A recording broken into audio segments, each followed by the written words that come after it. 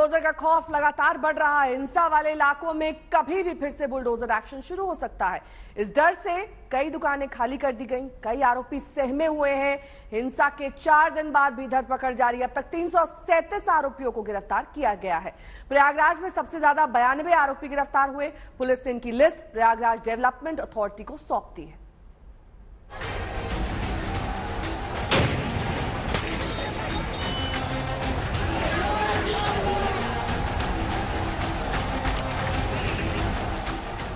हिंसा का बुलडोजर वाला हिसाब एक सिंबल बनता जा रहा है। ये तस्वीर हर किसी के दिल में खौफ पैदा कर रही है, जिसके तार हिंसा से जुड़े हैं। क्या प्रयागराज और क्या कानपुर, हर कहीं बुलडोजर का खौफ है। 10 जून को ज्यादा बवाल हुआ, वहाँ डर कुछ ज्यादा ही है।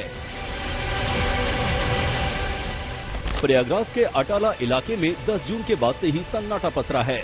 पुलिस फ्लैग मार्च कर रही है, सड़कें सूनी है, दुकानों का शटर गिरा है। हिंसा वाले इलाके में अवैध दुकान, अवैध घरों पर बुलडोजर एक्शन का खौफ इस कदर है कि लोग घर दुकान खाली कर रहे हैं। मजीदी इंटर कॉलेज की जमीन पर बनी दुकानों को कोई नोटिस तो नहीं मिला, लेकिन दुकानें खाली हो रही हैं। हम लोग एक एहतियातन इसलिए हटा दे रहे हैं कि भाई बुलडोजर आता है तो कुछ मानिए टीन थोड़ी बाहर है, वो हो सकता है खींचे उचे तो उसमें टूटने का भी डर सा माहौल है। हालांकि उस तरफ जो हिस्से आपके हैं मस्जिद इस्लामिया के बगल से जो सारी जगह जा रही है वो अनऑथराइज्ड है, वो स्कूल की जगह भी नहीं है, वो बाउंड्री के बाहर से वो अनलीगल तरीके से मतलब बनाई गई दुकानें हैं। 10 जून को जुमे की नमाज के बाद प्रयागराज में सबसे ज्यादा हिंसा हुई। गलियों से निकलकर छोटे छोटे बच्चे पत्थरबाजी करते रहे, पुलिस को निशाना बनाते रहे। पुलिस अब हर एक उपद्रवी की कुंडली खंगाल रही है, हर आरोपी की अवैध संपत्ति की लिस्ट बना रही है। पता नहीं कब किस और फिर बुलडोजर दौड़ पड़े। पुलिस प्रशासन सभी मिलजुल के काम कर रहे हैं टीम भावना के साथ, और 360 डिग्री इनकी कुंडली खंगाली जाएगी।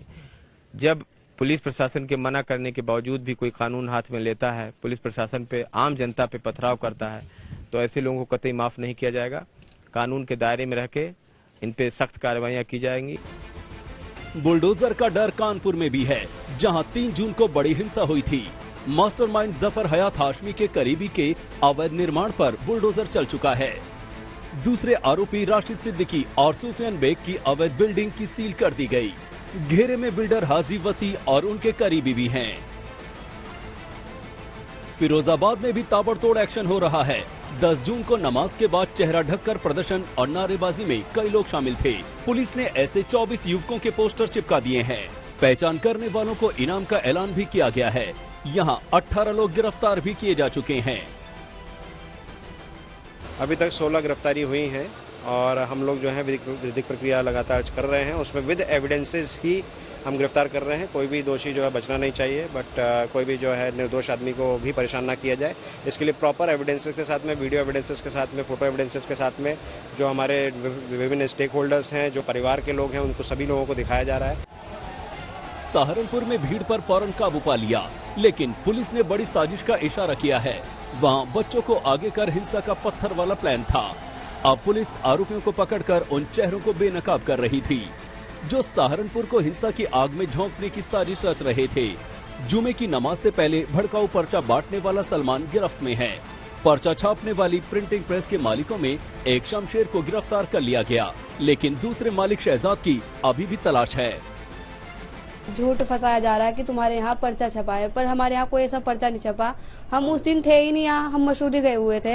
हमें बिना बात के ही साबित करा जा रहा है कि तुम्हारे यहाँ पर्चा छपा है। हमारे यहाँ कोई ऐसा पर्चा नहीं छपा, हमें बिना बात के ही फंसाया जा रहा है।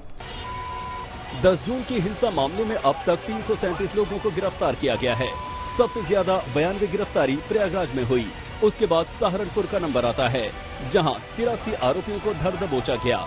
वहीं हाथरस में 52, अम्बेडकर नगर में 41, मुरादाबाद में 40 और फिरोजाबाद में 18 आरोपियों को गिरफ्तार किया गया। पैगंबर मोहम्मद पर विवादित बयान के खिलाफ जुमे वाली हिंसा को 4 दिन हो गए। सरकार सख्त है, संदेश साफ है कि विरोध के नाम पर बवाल तो कतई नहीं चलेगा। प्रयागराज से समर्थ श्रीवास्तव, संतोष शर्मा और कानपुर से सिमर चावला के साथ आज तक ब्यूरो।